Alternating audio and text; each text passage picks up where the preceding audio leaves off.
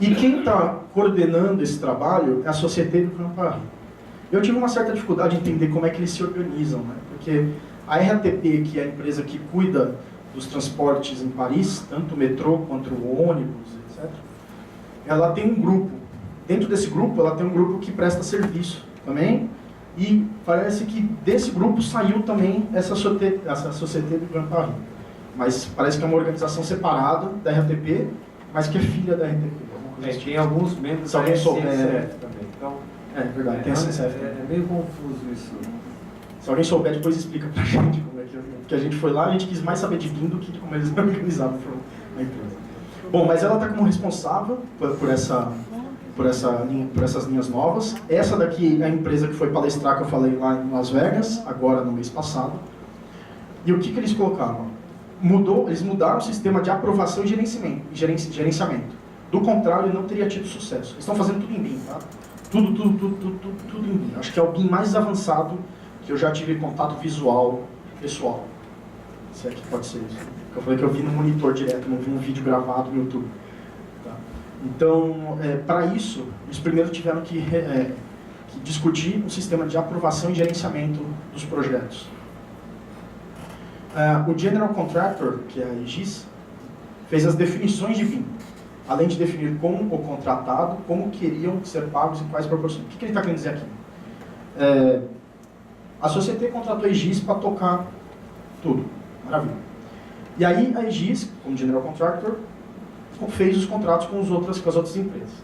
E ela deixou para as empresas definir, olha, o teu montante é tanto. Você precisa definir alguns pagamentos. E deixou para a contratada definir como que ela queria organizar esses pagamentos baseado no trabalho dela. Por quê? Quem apresentava um plano de trabalho era a contratada.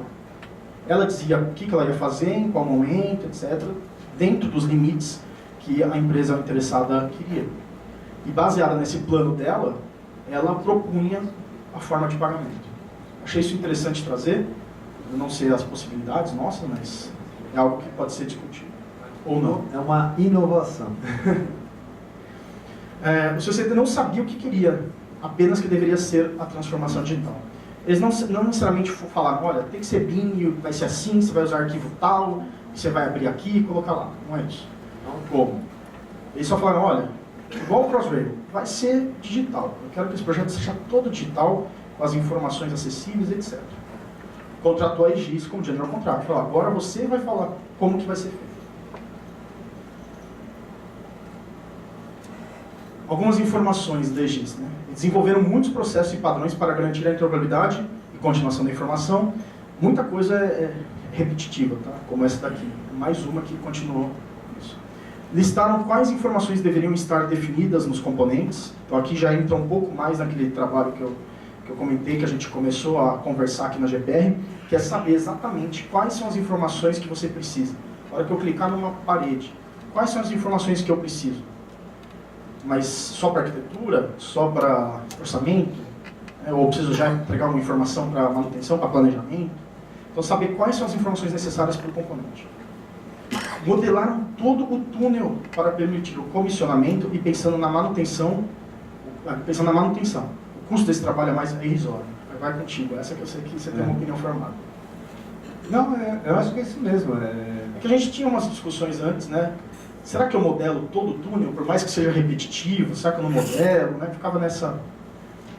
Não, mas é pensando na informação mesmo e como você vai produzir. Na verdade, o que vai te levar a querer fazer isso é qual a informação que eu vou tratar. Eles estão tratando, inclusive, de gabaritos, de dinâmicos, gabaritos de passagem de emergência. Tem vídeo aí. Vou mostrar daqui a pouco. Incrível isso. Estão testando uma nova plataforma de comunicação, contendo todo o histórico das decisões. Então, eles têm um CDE com todas as informações e eles têm um histórico das decisões de alterações e decisões tomadas no projeto também. Que eles não têm isso hoje, eles querem poder buscar isso em algum momento. E eles falam que o segredo está na informação, deve estar acessível de modo rápido e fácil. Muito bem. Aí aqui é um videozinho que nós gravamos lá na reunião com eles. Ele tem 6 minutos, mas eu vou dar uma pulada para o 2:30. Ó. Então, tá vendo a via aqui? Túnel. Todos os sistemas modelados, na extensão inteira, por toda a extensão do túnel. Quer dizer, não é só num local. Aqui ele está escondendo as partes da via. Olha lá os sistemas passando por baixo. Viu, Gerson? Isso aí é Civil 3D. Isso aí, na verdade, é Navisworks. Mas toda a parte de via eles fizeram no Civil 3D e a parte da edificação no Revit. E uniram os dois no Navisworks. Mas eles guardam... Aí é uma coisa que eles falaram sobre... Aí mais de BIM, né? Mais técnico. Eles usam o IFC para conseguir acessar as informações e usam o arquivo nativo para fazer a comunicação entre os projetistas. Eu vou voltar um pouquinho na parte do túnel. Né? Não vai chorar, hein?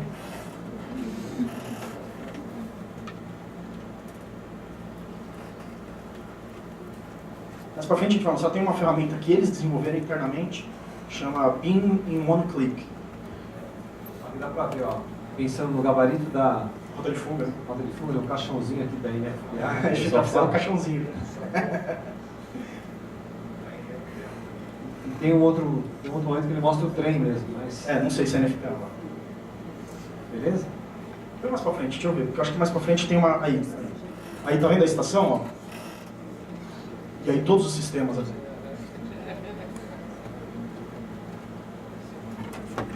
Tá manipulando o modelo ali, né? Não é vídeo não, ele tá navegando pelo projeto. Ó, o forro, né? Todos os sistemas, mas tá vendo que os equipamentos não são tão detalhados? Tá? Aquilo que a gente comentou, não detalha muito, senão vai ser impossível. Imagina a informação... Mas informação contínua. A parte laranja do túnel veio do Civil 3D, a parte cinza veio do Revit. Em algum momento eles se intercalam um pouco, né? Porque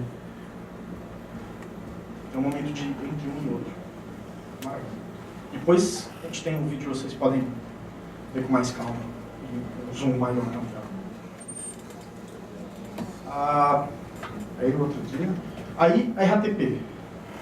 RTP só tem um slide. Fatos sobre a RTP. A operação e manutenção dizem que não tinham tempo para adotar o BIM e que não querem agora.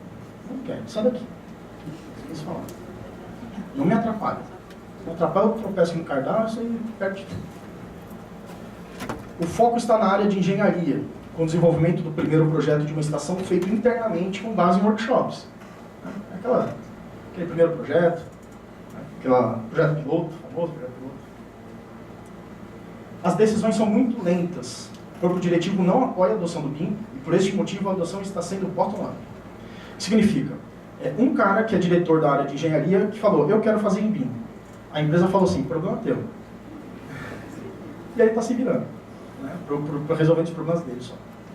O curioso é que, assim, todas as estações do metrô lá da região de Paris, né, principalmente região 1 e 2, elas estão sofrendo uma reforma muito grande para acessibilidade. A cidade está toda cheia de obras.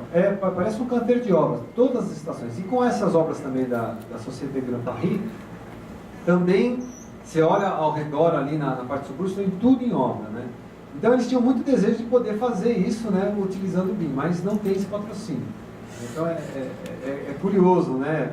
Parece que é antagônico isso, né? Poxa, no meio de tanta tecnologia que você tem disponível, né, não se enxergar. Agora, é uma empresa que tem muita ingerência do governo, né? Então tem muitos interesses ali que acabam, né, sendo perdidos, né, porque mudou uma decisão do governo ou uma maneira do governo enxergar, você perde totalmente lá projetos que foram feitos e tudo mais, né? Então, se tiver alguma semelhança. Vai ver que a gente já passou. Bom, então a RTP é isso. Realmente, foi uma reunião muito rápida, durou 45 minutos, porque realmente eles não têm um plano de BIM para a empresa, eles não têm nada ainda praticado, eles não têm nada contratado. Tudo que eles têm é um exercício interno. A gente se sentiu bem. Estamos bem.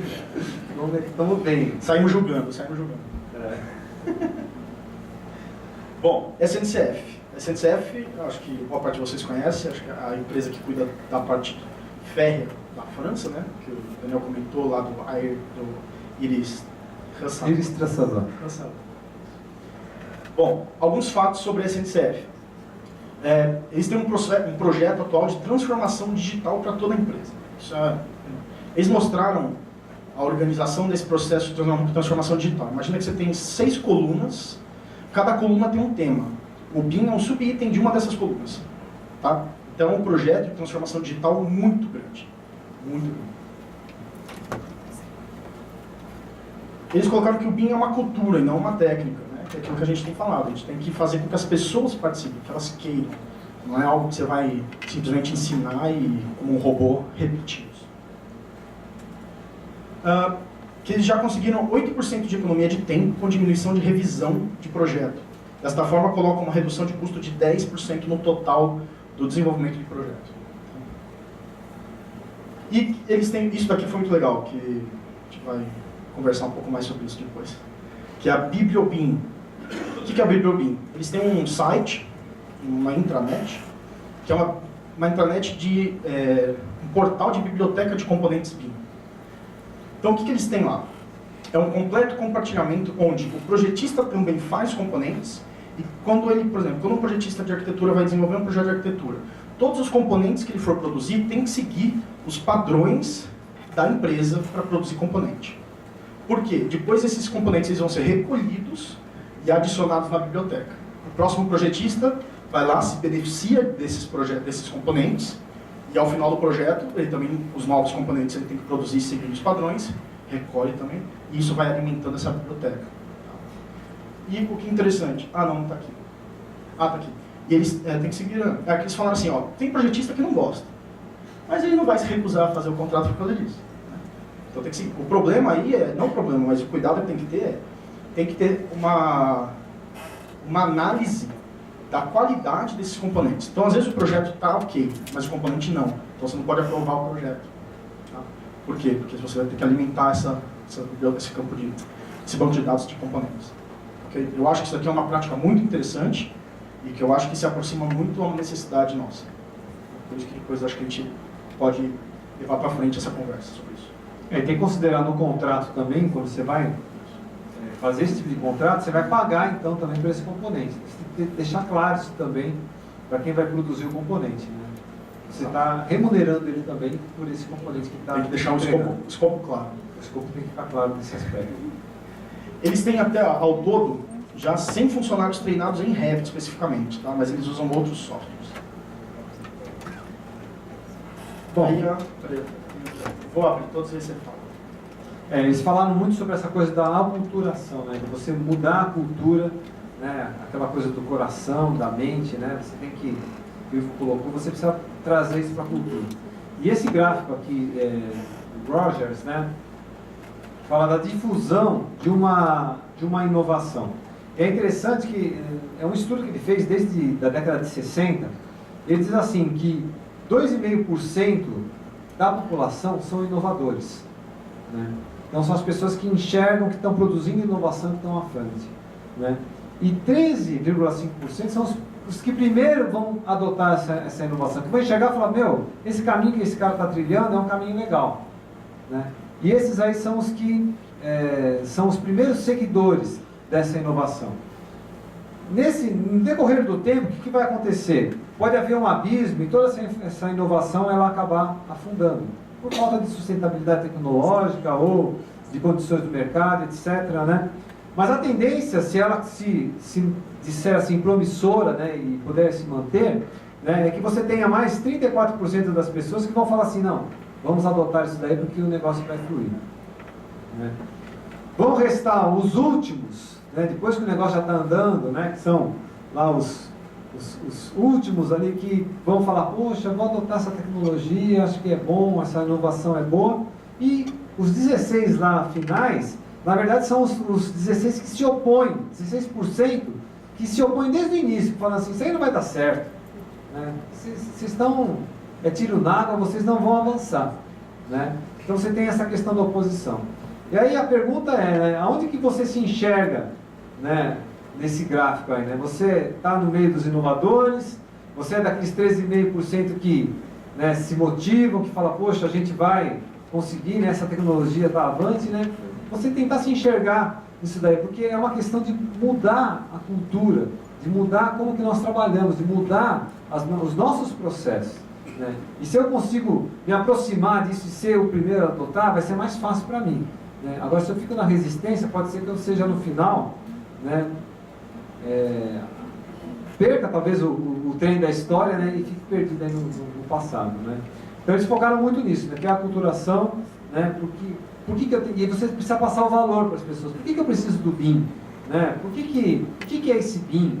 Né? Isso é um progresso, você precisa trazer informação, passar para as pessoas a informação e trabalhar essa gestão da mudança da cultura na empresa. Eles trabalham muito essa questão humana lá. Né? E fomos para a última reunião, que é com a Sistra. Que na verdade foi meio conjunto. Né? Na verdade a SNCF chamou a Sistra para fazer uma reunião em conjunto, foi muito legal isso. E é interessante porque a Sistra ela foi feita com pessoas que eram engenheiros e arquitetos, profissionais da SNCF, saíram para formar a Sistra com alguns profissionais da RATP. E ela tem uma parte do governo. Então é um negócio assim... É muito difícil. Eu não entendo como é que funciona, mas parece que é tudo do governo, tem uma parte do governo, e todo mundo já trabalhou em algum lugar lá, e todo mundo amigo. Aliás, chegamos lá, parecia tudo amigo. Tudo grossão, tudo cutelado, um negócio maravilhoso. Isso era engraçado, toda reunião que a gente chegava, que era de manhã, a gente tinha um pacote de croissant. É uma delícia. Croissant e pão de chocolate. É uma delícia. Alguém já ouviu falar da Sistra aqui? Já? Maravilha. Bom, eles começaram a adoção do BIM em 2013 para a Grand Paris. Quer dizer, a gente começou muito antes, né, Leandro? Muito antes que eles.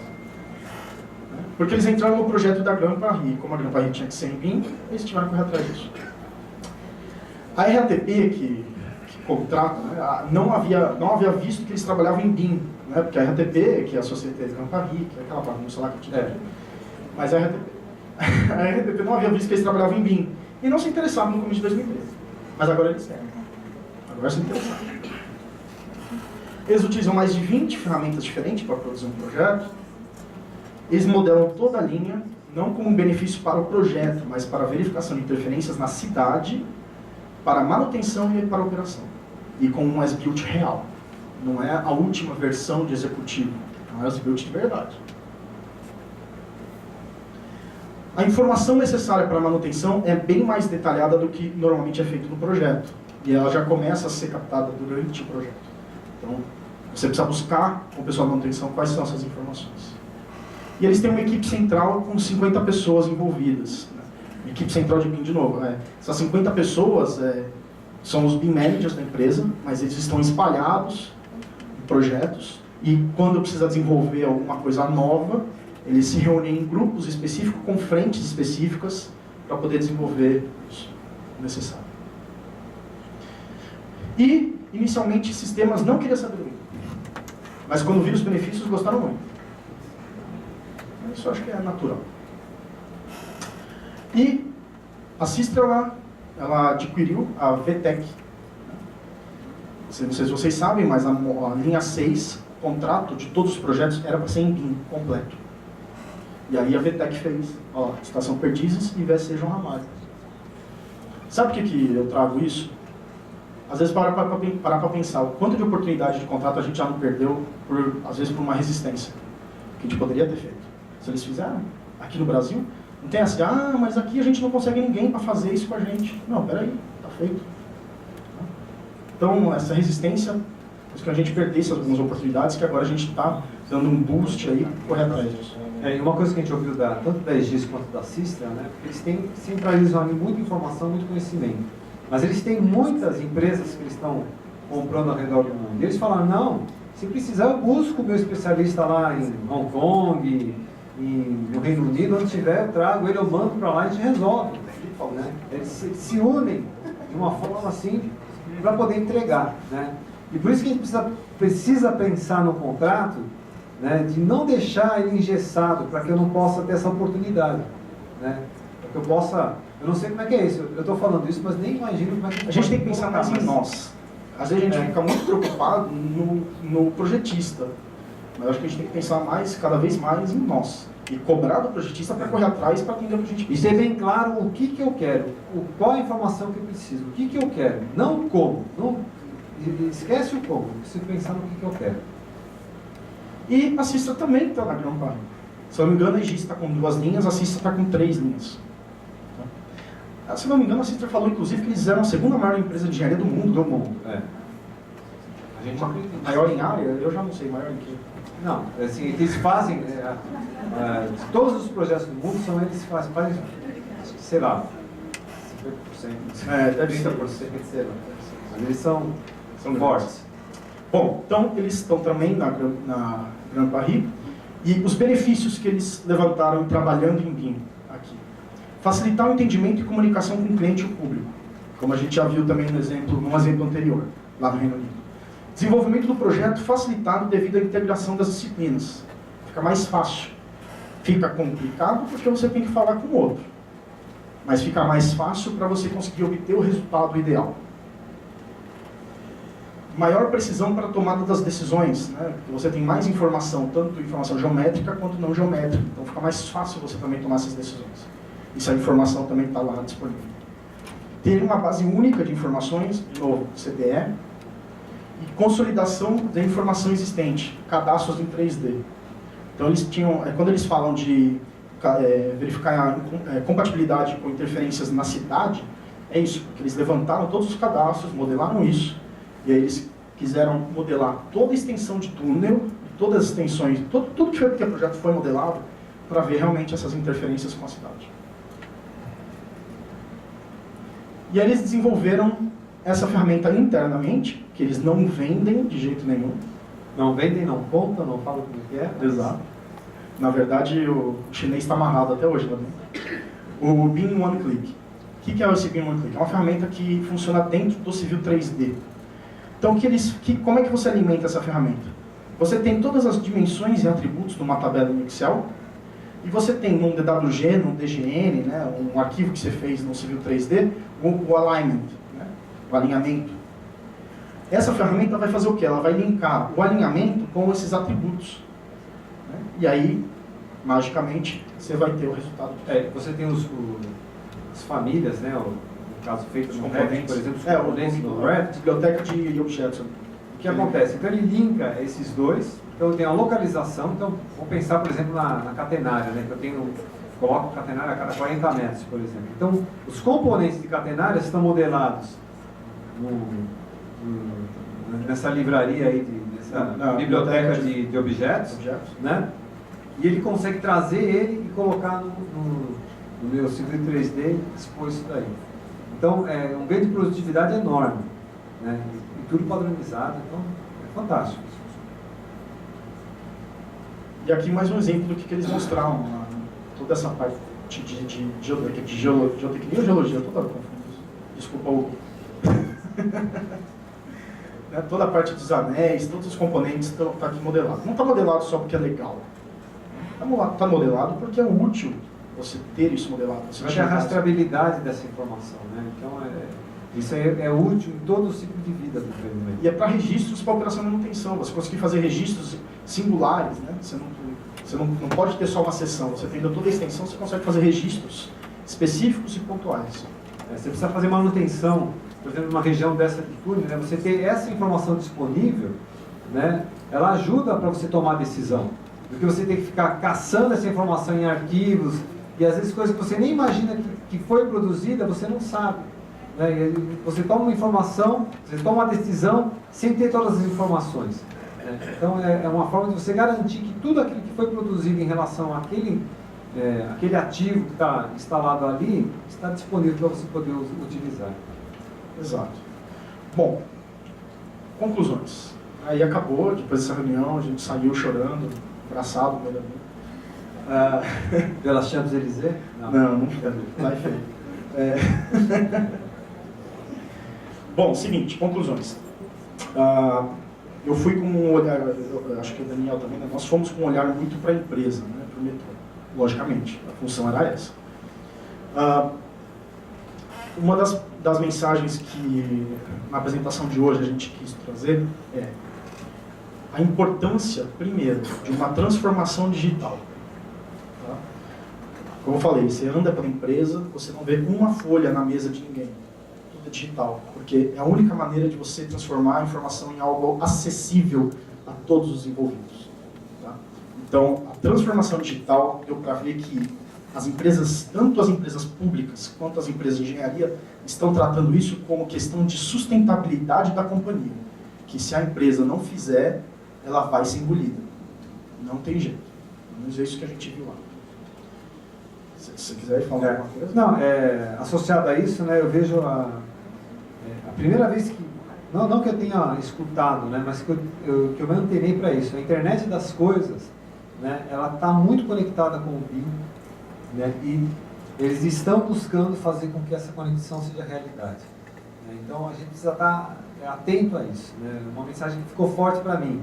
A questão da digitalização, que o Yuri está falando, transformação digital, não sei se vocês ouviram a gente falar sobre isso durante a palestra, mas é fundamental, né? E essa questão de conectar, né? As pessoas vão se conectar mais, né? Os ativos vão estar conectados, né? Todo ativo, ele está gritando informação, né? Eu preciso pensar em como que eu capturo essa informação para poder utilizar de uma forma melhor, né? Então, essa visão que eu tenho em meio de futuro aí para a gente.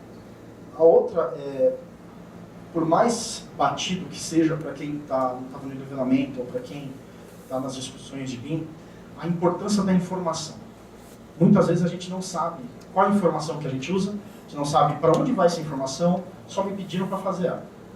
Quando na verdade você precisa entender qual que é a trilha dessa informação, a quem ela vai atender e se o que você está fazendo vai atender o que estão esperando que seja atendido. Então, a importância da informação é essencial. Organizar a empresa de uma forma que a informação ela seja fluida, que ela seja padronizada, que ela seja organizada, dá um trabalho, dá muito trabalho, muito trabalho. Só que é essencial, de novo, se a gente for pensar em uma transformação digital sem organizar as informações, também é meio problemático, vai ficar capenga. Fazer um modelo BIM sem pensar numa informação organizada, eu vou tirar benefício? Vou. Mas eu paguei por uma coisa que eu vou ter 20% do que realmente eu poderia extrair daquilo, né, do que foi pago. Só porque eu não me organizei com informação. Então aí fica um recado, provocação que a gente quis trazer nessa apresentação, são a importância dessas questões para a sustentabilidade da companhia. E aí eu estou falando diretamente do metrô mesmo. A gente enxergou, não sei se você compartilha. Não, compartilho, né? Eu até digo o seguinte, que a gente precisa ter claro na empresa, né, nossa opinião, de quem faz a gestão dessa informação para poder ajudar, porque informação todos vocês têm, todos têm, mas precisa ter alguém que faça essa gestão da informação, né, para poder trilhar esses caminhos, para poder deixar disponível essa informação e tratar dessa informação. Então é necessário se trabalhar com essa gestão da informação. Porque informação, todo mundo tem muita informação. Abre a gaveta, lá tem um monte de informação, os armários estão abarrotados de informação. Precisamos fazer a gestão dessa informação, para poder estar disponível, para a gente poder dar o próximo passo. O BIM que a gente quer no futuro, na verdade, ele precisa ser construído hoje com essa estrutura de informações, padronização e essa visão sistêmica do que é o metrô. Né? Eu preciso parar, se eu ainda estou olhando muito para o meu nicho, né, do que eu faço dentro do meu casulo ali na minha mesa, eu preciso começar a entender sistemicamente como é que o metrô funciona, como é que essa informação que chega para mim, ela vem, do que eu precisava que ela melhorasse, e como que essa informação eu vou passar para frente, e quem vai receber essa informação, como que ela vai tratar. Talvez isso não seja nada novo, né? Talvez os sábios, ano passado, já disseram isso muitas vezes. Agora é o momento de a gente poder transformar isso para uma realidade. Porque se a gente não fizer essa gestão, o trem vai passar e a gente vai ficar aí para trás. Vou dar um exemplo simples. Num trabalho que a gente, nos workshops de inovação, surgiu lá, agora escapou, que eu vou tentar buscar. Surgiu lá, escapou, mas o exemplo que eu queria dar no final se vocês já tiveram acesso a um escopo de contratação, eu vou fazer uma crítica pessoal a alguns que eu já vi. Você abre, por exemplo, uma disciplina, ela está descrita, a outra disciplina está itemizada, a outra disciplina está diferente. E é o mesmo escopo de um mesmo contrato. Não há uma integração, cada um faz o seu, dentro do mesmo escopo. Quando, na verdade, o ideal seria trabalhar integrado, uma mesma padronização de linguagem, porque é o mesmo documento. Né? Lembrei que eu ia falar, levantou.